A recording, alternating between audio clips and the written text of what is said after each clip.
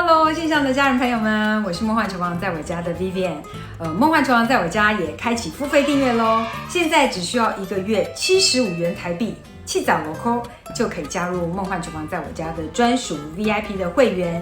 那专属的 VIP 会员呢，可以享有每个月的专属独家的食谱影片，然后还有不定期的翻车镜头啦、幕后花絮啦，甚至是小撇步的重点提醒的影片分享。那有兴趣的朋友都欢迎加入我们的 VIP 的订阅会员。那怎么订阅呢？就是点进去我头像有加入那2个字就直接点加入，你就可以看到所有相关订阅的资讯。那欢迎大家加入哦。好，那工商服务完毕，就开始进入今天的食谱分享咯。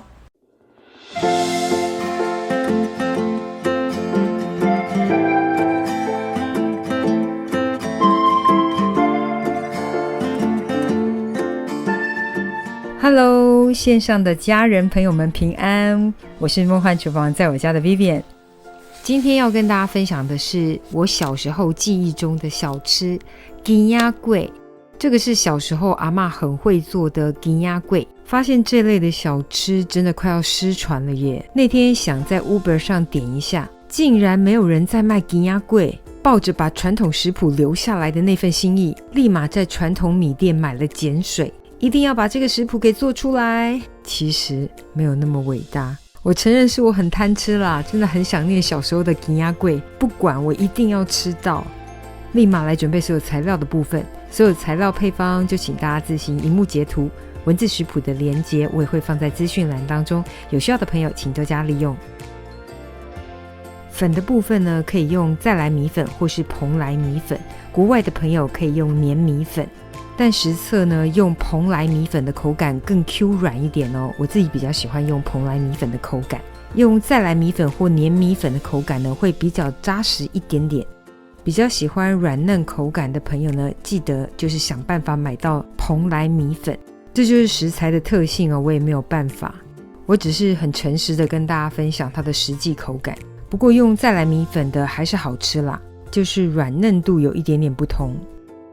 我们先把粉类放入容器当中，我是直接放入不粘锅当中哦。然后这个是天然的山栀子粉，你也可以到中药材行买个3颗的山栀子，放到水里煮出黄色的水，先把冷水的分量加入，搅拌均匀之后呢，你可能会觉得这个粉浆糊呢非常非常的干哦，没有粉粒残留，大概就是影片这样的干燥状态，没有关系哦，这样是正常的。等要把热水的部分呢煮到大滚之后呢，直接冲入这个粘稠的粉浆糊里，记得一滚沸之后就立刻冲入。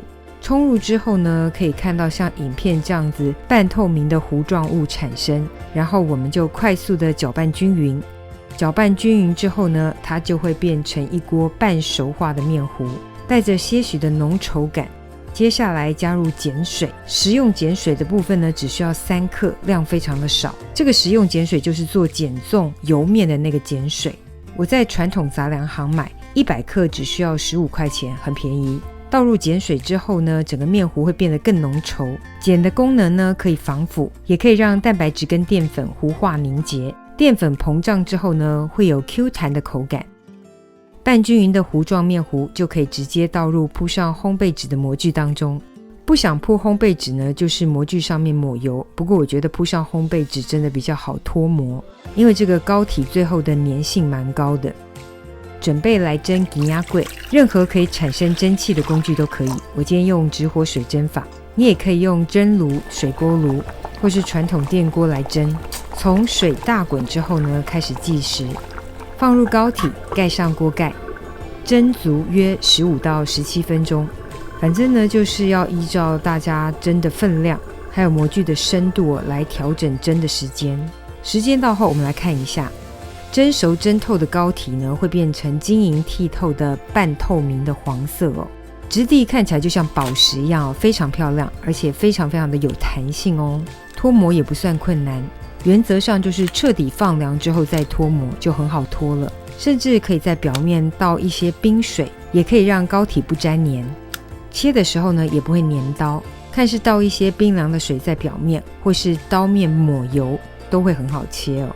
记得彻底放凉之后再食用，甚至可以冰一下哦，口感会更好哦。但是也不要冰过久啦，冰太久呢会影响整体的口感，大概冰个1小时以内就可以。特别提醒哦，就是碱油千万不要加过多，加太多碱味太重哦就不好吃了。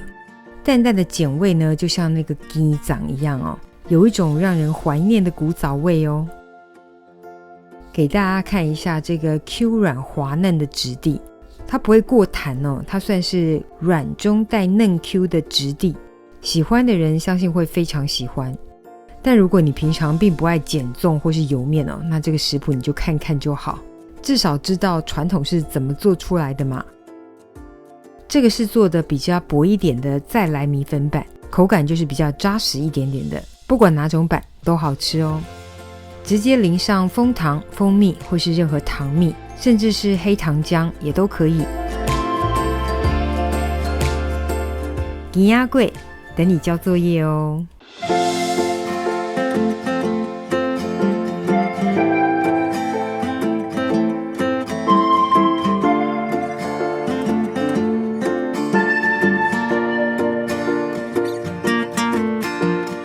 It's not the first time that I'm happy.